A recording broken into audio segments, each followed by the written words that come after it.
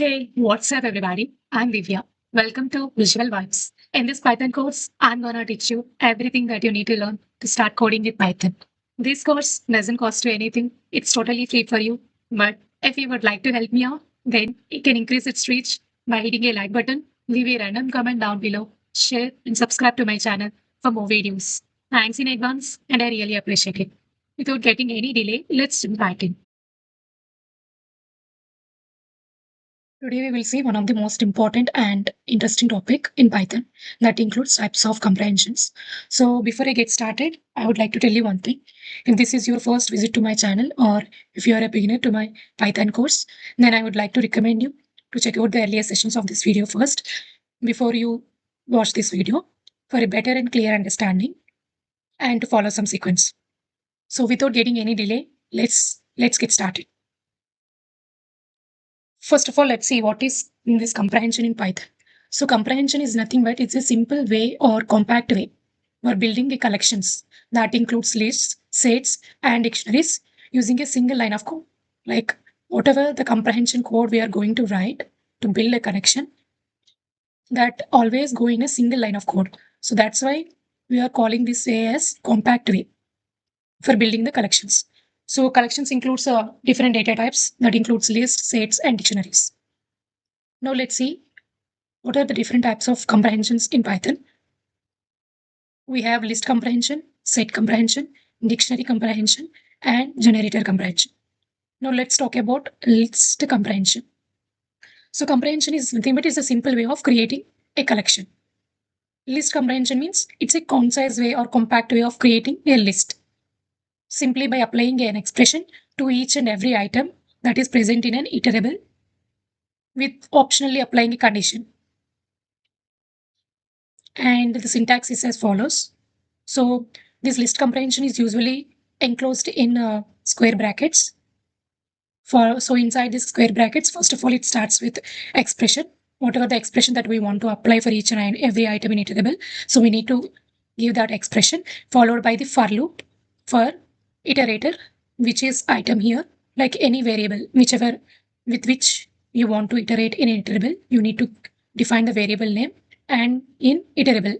So this iterable consists of any collection that includes lists, sets, and dictionaries, and then followed by condition. So this means, so we here this condition is optional. Like if you want to apply the condition to this expression, we can mention. Otherwise, you can skip this condition. Now let's see the examples. So I have given the examples for traditional as well as compact way. So compact way is nothing but the example that includes list comprehension, whereas the additional way is nothing but without using our list comprehension, how we can iterate it through each and every item in iterable. We are going to see with the help of for loop. So let's see first traditional way. So this includes without applying the condition while using the list comprehension or while using for loop. And this example here I have included how we can apply condition as well while using list comprehension as well as using for loop. So here if you can see in this example, I have to declare one list that consists of collection of elements, and then I have declared one empty list. What I'm going to do is like I want to find out the squares of each and every element present in the list, and then I want to push those elements to the empty list, new list I can say. So that's why I'm using here for loop, which I am declaring one variable to be iterable in this my list.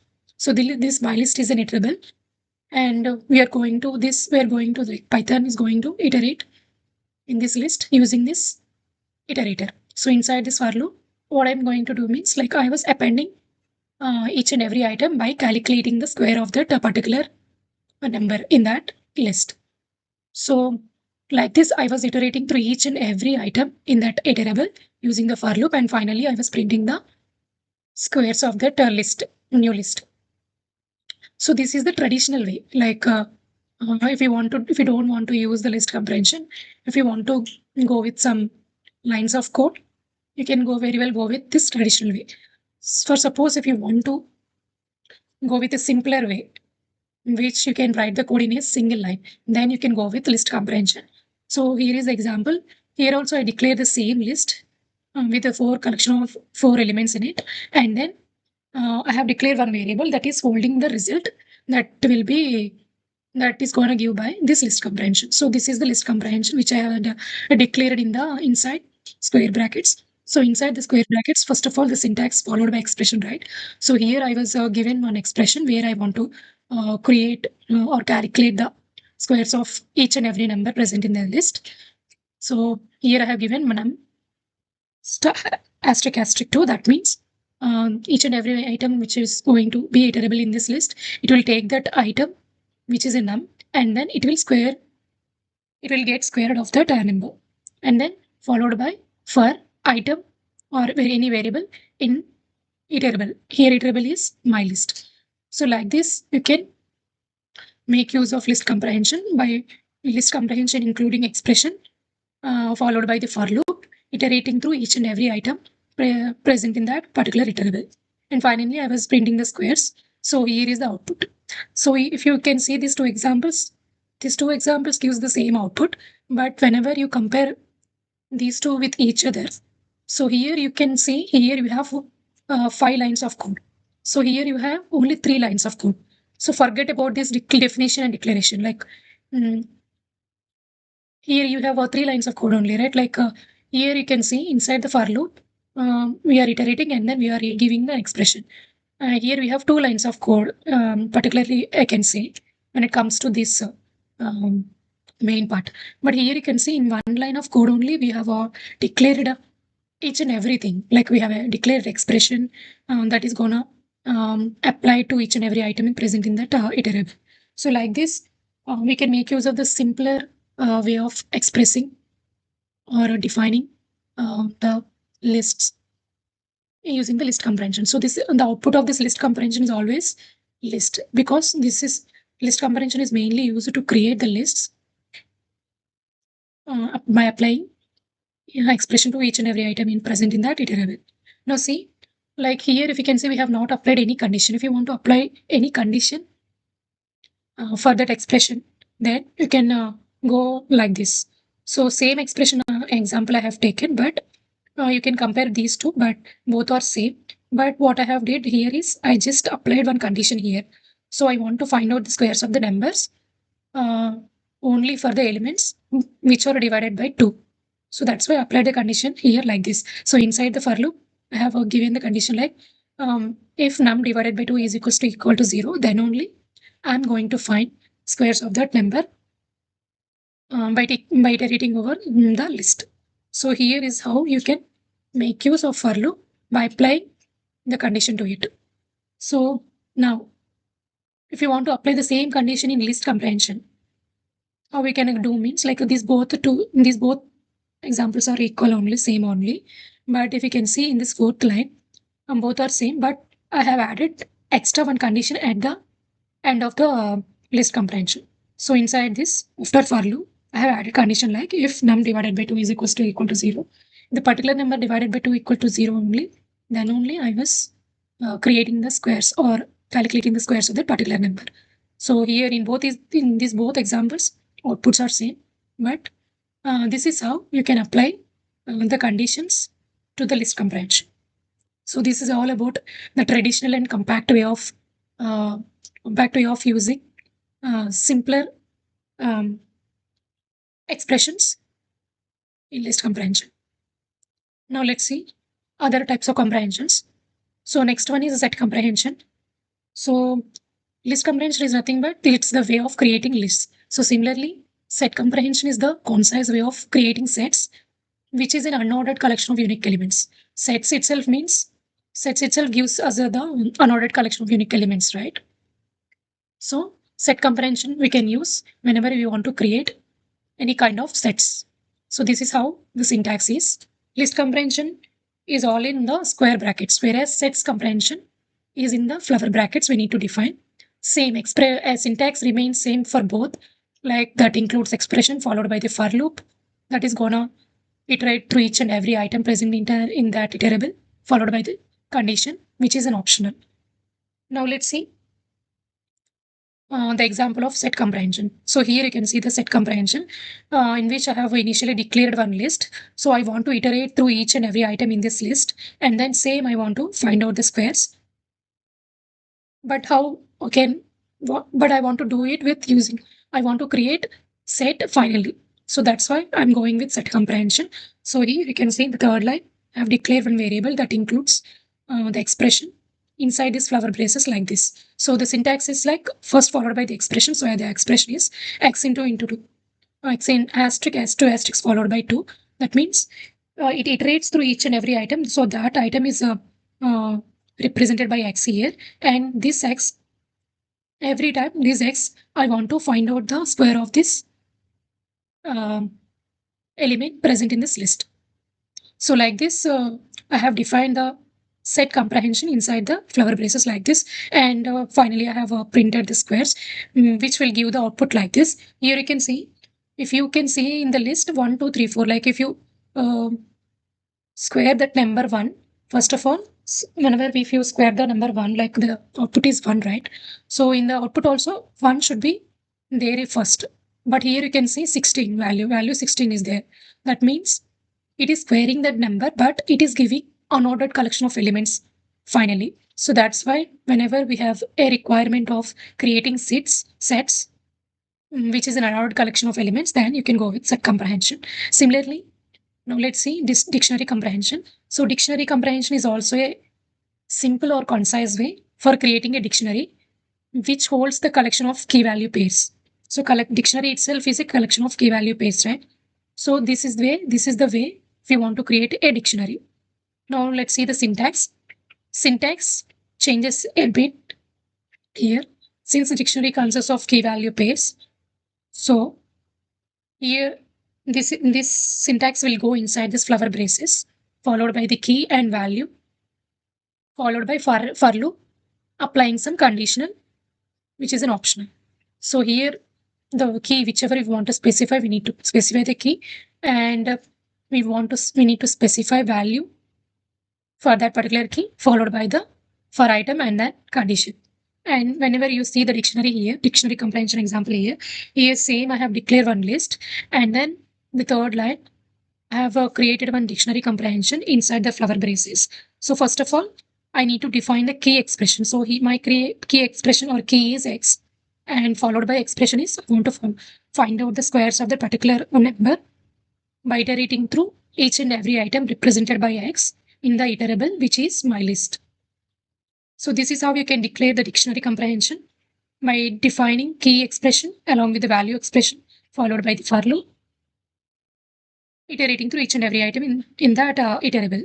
And then finally, I have printed the squares output, and then this is how the output looks like. So here, if you can see the output, here we have a combination of key value pairs. So here key is 1, followed by the colon, followed by the value. So similarly, key is 2. So here keys are 1, 2, 3, 4, and the values are 1, 4, 9, 16. So this is how you can make use of set and dictionary comprehension in real world scenarios. Now let's see the final comprehension, which is a generator comprehension. So this generator comprehension is also a concise way to create generator objects, a simple object. If you want to create any object, then you can go with generator comprehension. So this generator comprehension always yields one item at a time. Like when compared to list, set, and dictionary comprehensions, those items are present. Those items are finally built. We have so whenever we compare the list, set, and dictionary comprehensions with generator comprehensions, so those comprehensions yields all the items at a time in memory. But when it comes to generator comprehension, it yields only one item at a time instead of building the entire list in memory. So this is mainly useful whenever we have a large data sets or a streaming data, and if we want to create some generator objects, and if you have the use case of use case that yields only one item at a time, then you can very well go with generator comprehension. Now let's see the syntax. So syntax remains same as how we have in the list and list sets comprehensions. So here the expression like whatever the generator comprehension will go in normal brackets instead of square or flower braces. So inside this brackets, normal brackets, we have the expression followed by the for item, which is used to iterate each and every item present in that iterable, followed by applying some condition, which is an optional. Now let's see the example, how we're going to make use of this generator comprehension. So in the first line itself, same, I want to find out the square of each and every item by iterating through a range of 5 numbers. So here, inside this normal brackets, I have defined the expression first of all, which is the square of which I want to calculate the square of the particular number, followed by the for loop. So this for loop, using this for loop, I'm using the variable x. Using this variable x, I'm gonna iterate through each and every item present in that particular range of 5 numbers. So like this, you can define generator comprehension. And finally, I have printed this generator comprehension. If I print this generator comprehension, the output will look like this. It creates the generator object.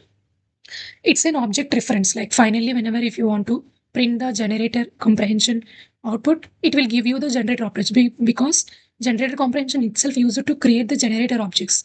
But we don't want the generator objects. Like we actually want to iterate through the generator objects. Then we can go make use of for loop if you want to iterate through each and every item present in that particular generator object. So for that, I have used the for loop here, defining like this for some variable name is val in that particular generator object, and then I have finally printed the value. So we have the output like this, which yields one item at a time in the output. So this is about generator comprehension. Now let's see. So like we have seen 4 types: list, set, dictionary, and generator comprehension. Now let's see when to use all these according to which particular use case, which gonna useful. Let's see here. So you can make use of list whenever you need an ordered collection of elements. Let's say suppose if you want to create a list finally, according to your requirement, then you can make use of this list comprehension.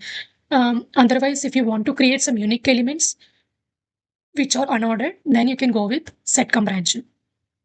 Otherwise, if you want to create some dictionary that is holding a key value pair of elements, then you can go with the dictionary comprehension. And generator comprehension, you can go with finally for lazy evolution and memory efficiency. Because here you can see, right, this generator comprehension always yields one item at a time, which takes some time. That means it's lazy evolution. Like if you want to go with some more memory efficiency, if you don't want to store the entire list in memory, if you want to go with some memory efficiency and for lazy evolution, even though if it takes time, if you want to go with memory efficiency, then you can make use of the generator comprehension. So this is all about the types of comprehensions in Python and its examples. So that's all for today. I hope you like this session. If you have any doubts, feel free to post them in the comment section. We'll definitely answer your questions, and I will see you in the next video. Until then, take care, goodbye, and enjoy programming.